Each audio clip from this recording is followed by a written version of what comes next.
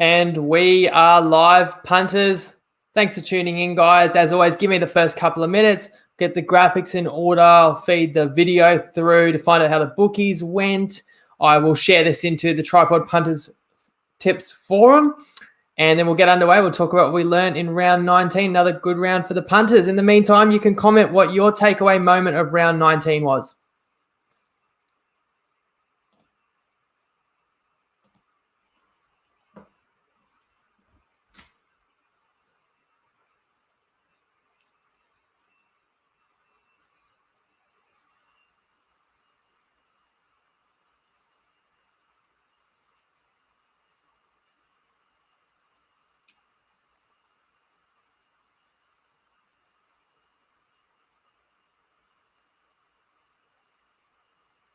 Alrighty, I was worried it didn't go live there, but it looks like it's all good. Share her in.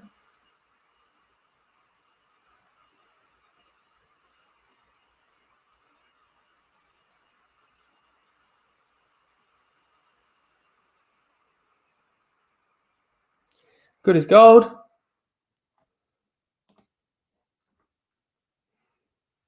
Yeah, not sure how much longer the Dragons will hold a finals position, Jeremy.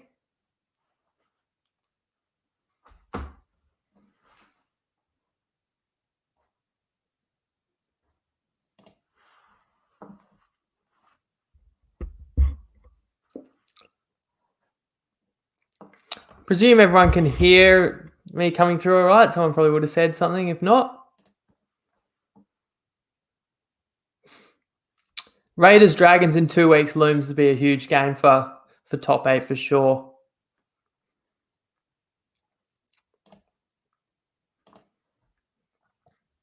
Welcome to the Tripod, where we break down the NRL every week, every game from a punting perspective. I'm Jacob Wynn. This is the round 19 live recap of a pretty good round 19. We went 3-2 on the best bets. If you don't follow on social media so much, you just purely watch the YouTube show or the Facebook show or listen to the audio, you may not have seen I added 2 plays. I did talk about Wednesday keeping my eye on the Knights game, only wanting to touch Newcastle if Ponga was in. And when he was confirmed in on Friday, I added 2 best bets, which we end up going 1-1. So no harm done if you missed those. Disappointing for those who were on them. Of course, I'll touch on that game. So you might have, I gave out 3 best bets on Wednesday. We've gone 2-1 on those, but 3-2 overall for the round. But more importantly, we've won 9 of the last 10 mixed matchups, which is insane. You see the odds that we get around on these every single week. It was a special one this week as well, paying $3.25. The 3 Saturday favourites, Rabbitohs, Eels, and Panthers, had to outscore their opponents by 60 plus. Well, they did. It ended up being a bit closer than we probably thought it would get to after the first couple of games, but we won that by, I think, 64 points. So that's just enough for us. So we cashed $3.25. And that, of course, was the most heavily bet mixed matchups so far this season, and what's been an incredible run of mixed matchups. The mixed matchups alone, I think I started 0-2 and had some people saying that, they should count in your best bet record, because it always seems like people always want your record to look worse when possible. So even though week 2, the mixed matchup was paying $3.50 and it was a tie, that should be a best bet. And the funny thing is, and I explained, I'll keep a separate record for mixed matchups. They're going to be more variable odds, more variable prices. The funny thing is, I'd be happy if they counted as best bets now, because 65% on underdog markets after 20 cracks at it is pretty special. And most special part to me is that the people that follow the pod, and the people that support, and the people that have got around Top Sport that sponsors the pod are the people profiting, above all. So that's what makes it great. That's a reward for following and for supporting in 2021.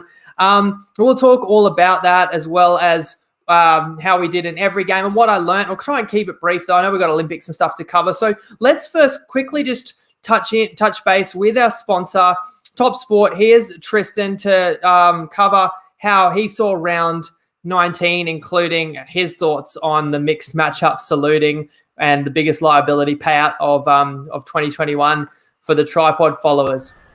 Hello Tripod family, it's Tristan Merlihan here from Top Sport. Feeling a bit sick and sorry after you guys gave us a touch-up with the big mixed matchup bet that Jacob put forward during the week.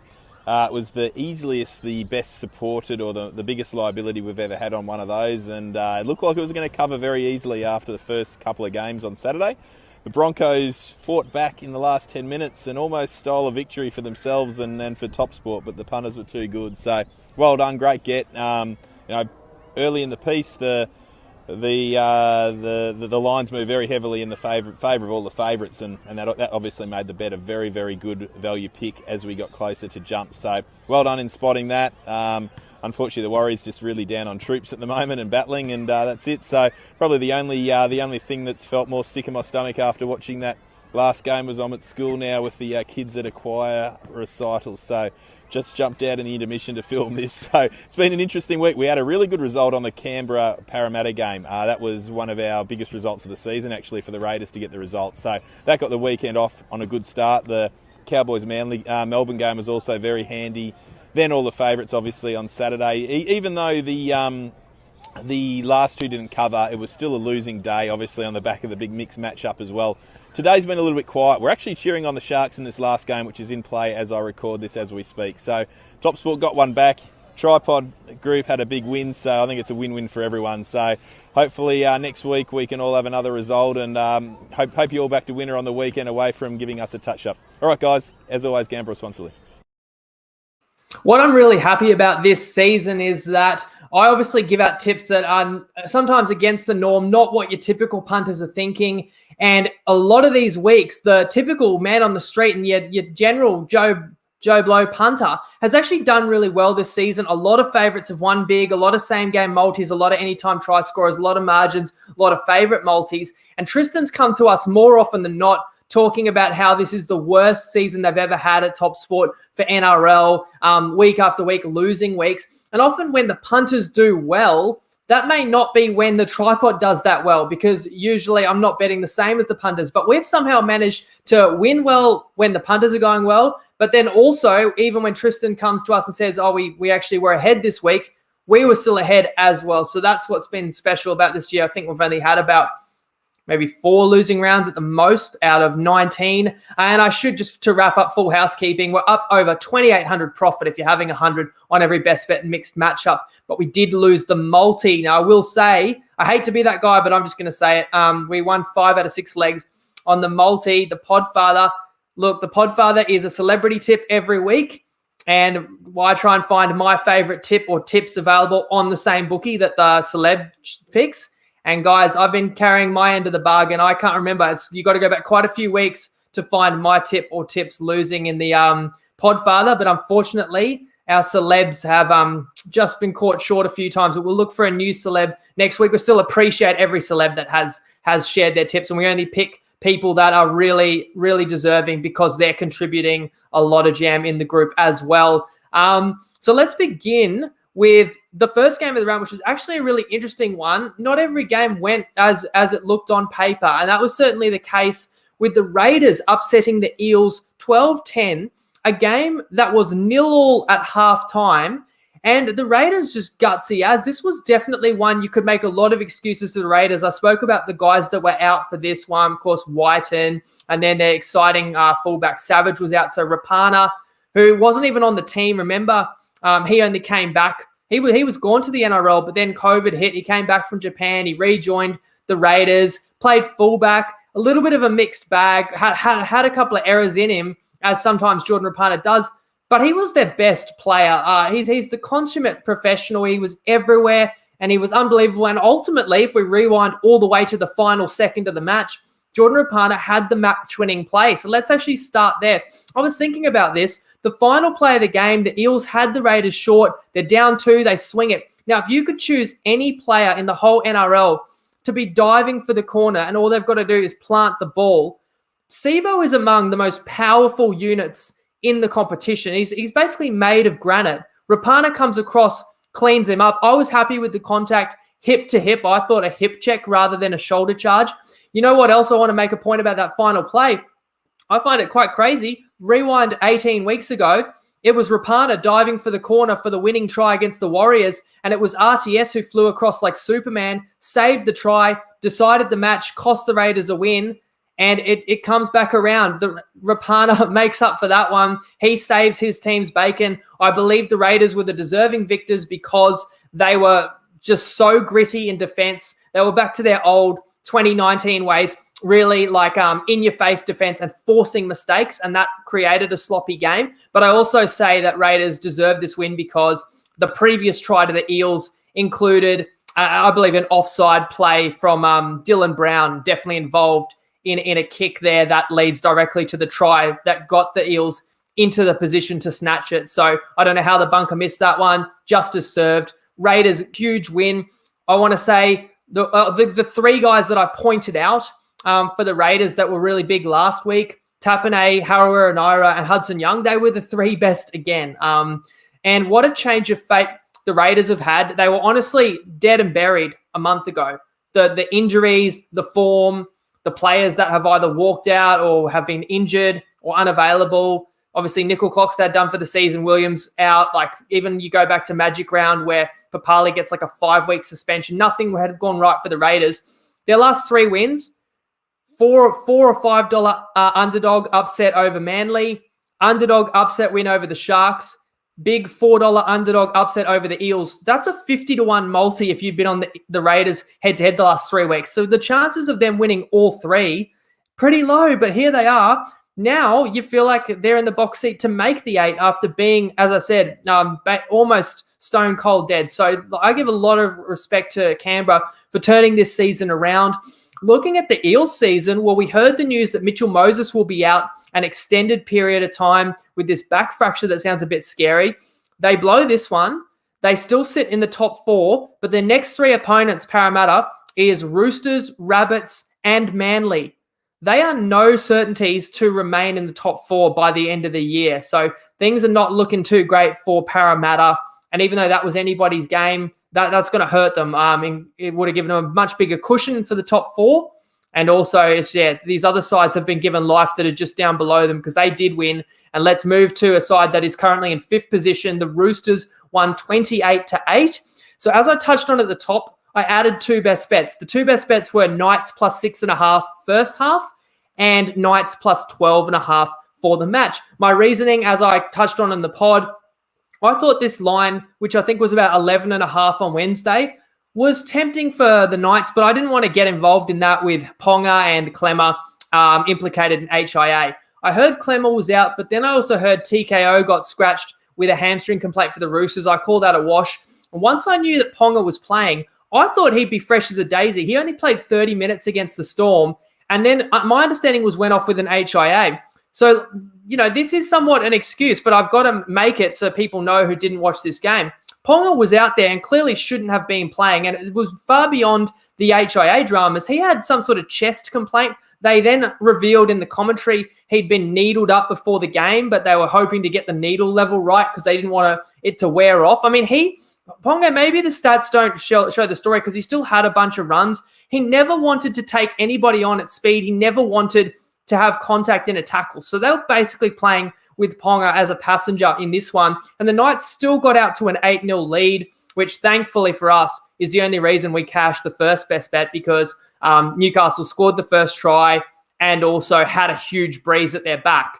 And if it wasn't for that, they probably wouldn't have even deserved to cover there. So we get 1-1 out of this because second half, the Knights running into the breeze were just useless. Their kicking game was unbelievable, and they couldn't get past their own 40-meter line. I would have thought if there's a gale force wind blowing at you, maybe you try a low pile drive, kind of low driving kick.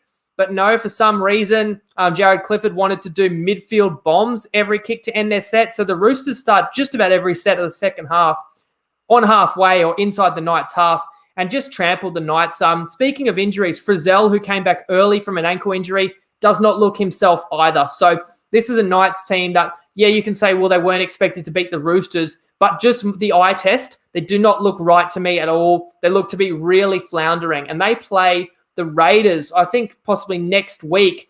That posed as a tough challenge for the Raiders, but it seems like the fortunes of these teams have flipped now. I don't have a lot of faith, especially until I know more about what this Ponga injury is, because as we know, he's so important to them, similar to like what a Turbo is to Manly. Well, if Ponga's not himself, Newcastle just has no threat, and that was pretty much the case. He never got the ball running off shape in this game. So for the Roosters, it's an impressive win. And I should also mention, if I'm going to make excuses for the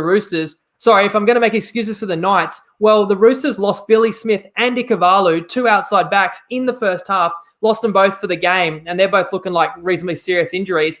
They still adjusted. They still had second rowers playing out there in centre. So, no excuses for the Knights in the sense that they were putrid.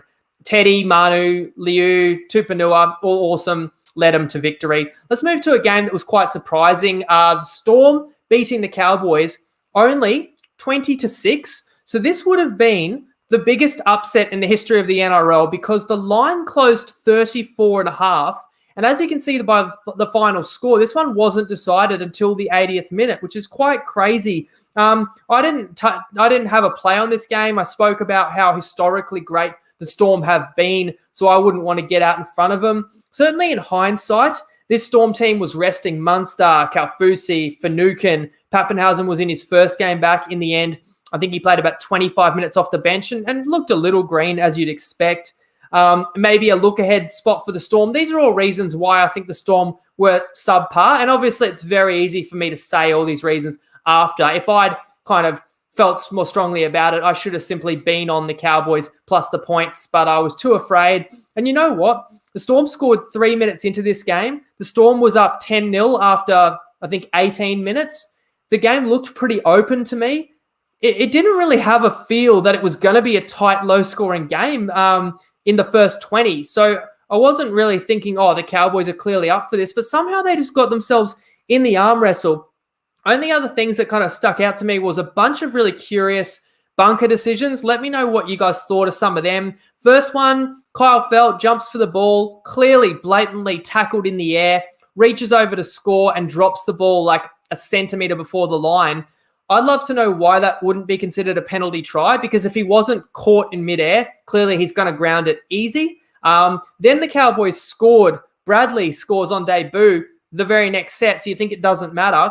And then Perinara overrules it from the bunker, claiming that there's a lead, or that one of the ball runners for the Cowboys ran behind his man. Touch and go, maybe line ball. Maybe it's the correct call, but it just seemed like we're getting pedantic. And then I thought the most curious of all, Olam, and I think he scores the next try anyway, so maybe it doesn't matter, although I know people bet, 2 or more tries and stuff like that. But the Olam try to be disallowed because Brandon Smith ran behind Finucane when Finucane had gone like 5 meters through the line.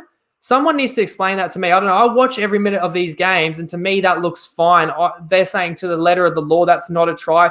Leaves me scratching my head. But I should also mention the final Cowboys try that they got that pulled the score back within 4 is a blatant forward pass as well. So, yeah, curious calls in both directions. And the Storm really had to just gut that one out. It had to come, honestly. As I touched on Wednesday, it's just ridiculous the amount of games they were covering. And the 15-game winning streak carries on, but finally a loss against the spread. They've only lost against the spread once in the last 15 weeks before this, where they also, I think, beat the Titans, maybe even been by the same score, or may have been 20-14. So maybe when they come up against opponents where they're meant to win super easy, they maybe are possibly, it's just human nature. It's hard to get absolutely amped. I don't think the Storm will have that problem next weekend when they play the Panthers at Suncorp.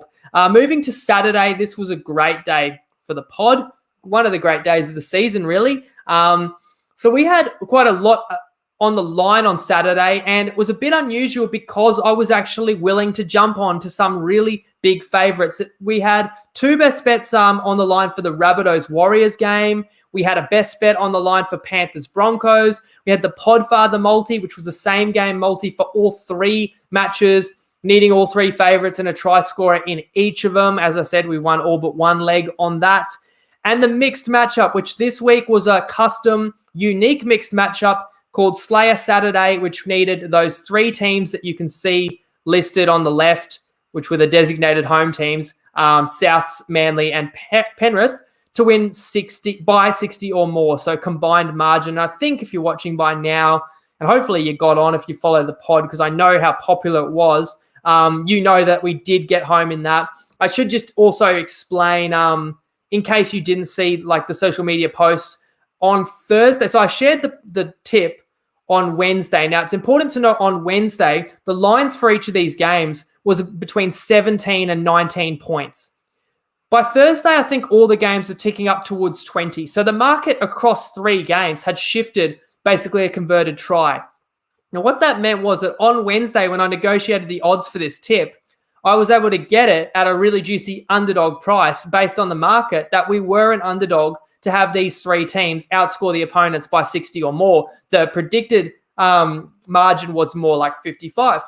By Thursday, and certainly by kickoff, that wasn't the case. We actually the market had swung so far on all 3 that we were now sitting as a favourite. So I think that was a concern for Top Sport. I think the fact that I was on really popular teams meant that sometimes a lot of my tips that people go, oh, he might be right, but I'm not touching that. I think this was one of those cases where it made sense to a lot of people. So a lot of people loved it. Whatever the reasons may be, this was the most popular tip that I've shared on Top Sport. Tristan told me the liability was through the roof. So he had real big concerns. He wanted to pull the market down. We agreed, let's give every pod follower the chance to jump on this. So we still had the market up another 5 or 6 hours after Tristan came to me. We kept it up until 8 p.m. Thursday night, which was the kickoff of round 19. So that did allow plenty more people to jump on. And as you heard from Tristan, that was probably a sour note for them. But it still was not a lock. People can all say after the fact, free money. I kind of laugh because we only won this by 5 points. So we actually needed that big win by the Rabbitohs when you look at what happened later in the day. Let's move through these games a little bit quicker. The Rabbitohs beat the Warriors 60-22. The 2 best bets cashed easy. Rabbitohs minus 17.5. Rabbitohs minus 8.5 in the second half. They won the second half by 20 after being up 18 in the first half.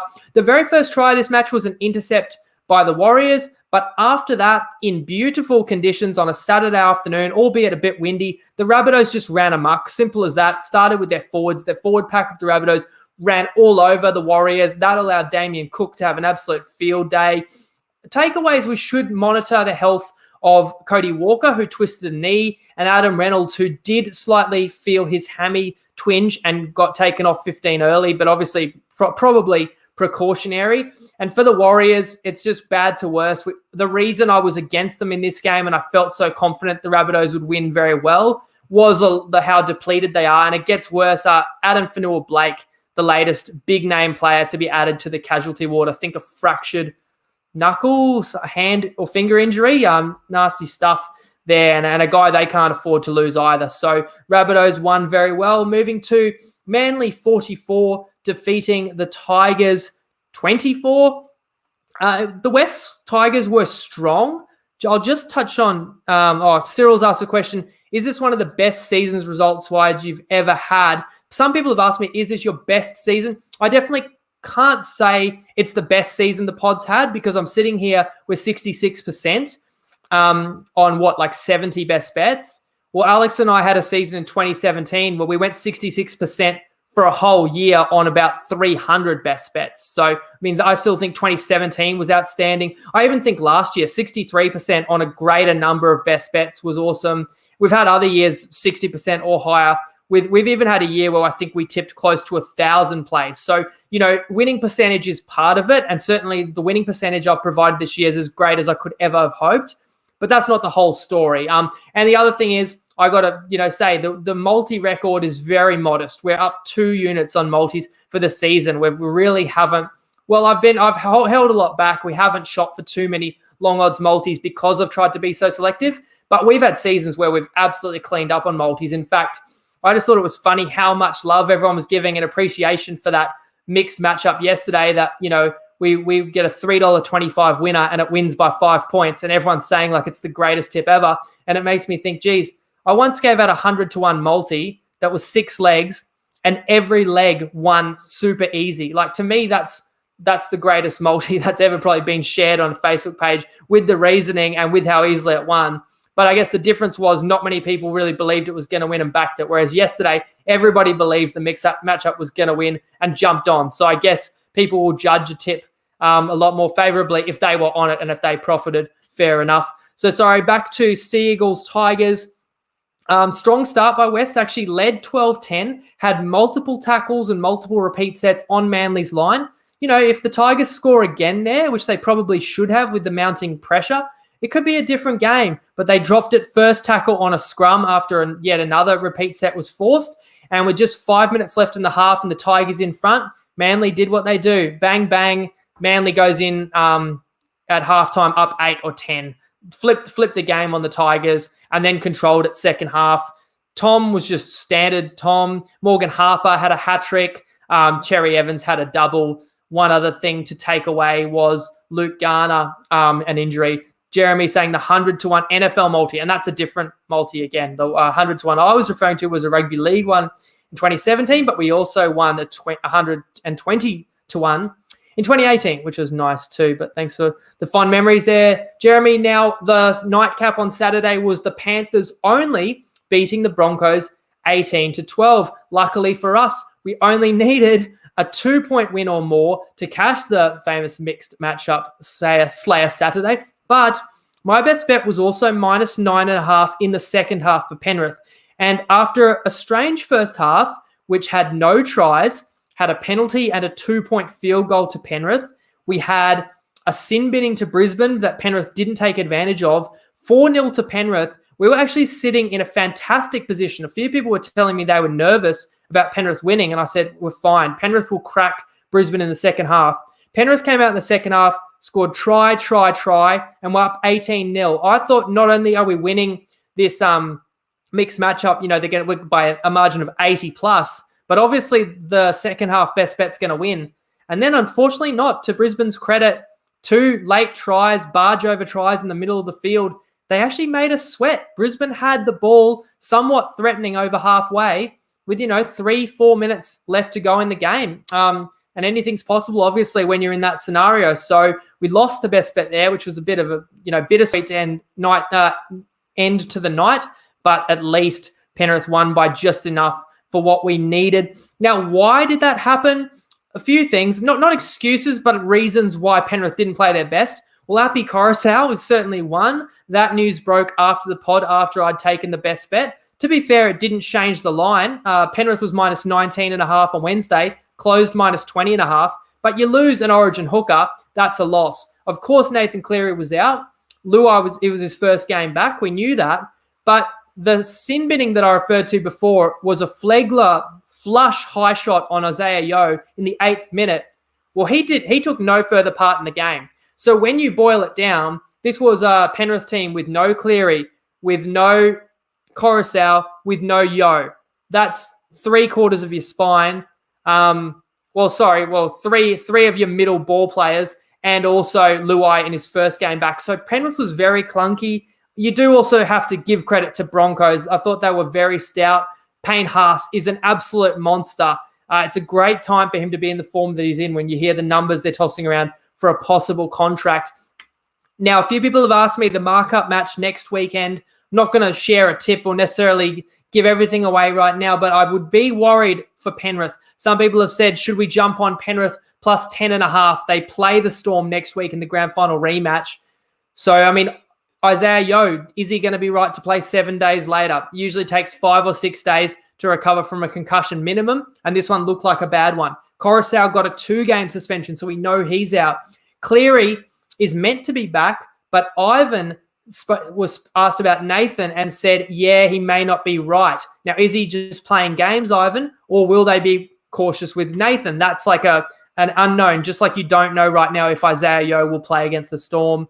And James Fisher-Harris, I understand, is going to leave the bubble because his partner has given birth to a child. He's going to take time out to be with his family and then rejoin, I think, prior to the finals campaign. So there's quite a few reasons to be a bit wary of Penrith, whereas for the Storm, obviously Munster, Finucane, not sure about Harry Grant, but they've hardly seemed to need him. Kaufusi, those guys will all come back and strengthen the Storm, and you don't really want to play against the Storm off a disappointing performance, which obviously the 4-point win in Townsville qualifies as. So that's why it was an ugly one for Penrith. They ended up just getting the job done, but as I say, nervous finish for us. Moving to today, I think this was an absolute stinker of a game in what had the potential to be a really good one. in Titans Dragons. It finishes 32-10. Huge finals implications. Great for us on the 15-1 season multi because this result really hurts St. George and also keeps the Gold Coast. And I did tell you on Wednesday, I've only said it 4 times, this was the Titans' season on the line. Well, they actually played like it was their season on the line in this one and really didn't allow the Dragons much in attack. It's hard to say how much was that good defense and how much was that the Dragons looking really poor. I was really looking forward to seeing the likes of Jaden Sullivan, but really he was kept pretty quiet. Not much to say about any of the Dragons players. David Fafita was a monster off the bench in this one, ran over everybody. And the Titans back three, Brimson, Marzu, and Thompson, I think combined for about 600 meters and about 15 tackle breaks between those three. And that was really as simple as that, why the Titans got out in front and never really got troubled by St. George. Maybe 1 or 2 questionable calls, like the Fafita over the line. They called a strip on Jack Bird. You could easily argue lost ball, but look, Titans won this game by over 20 points and deserved the win. Titans now pull all the way up to 9th.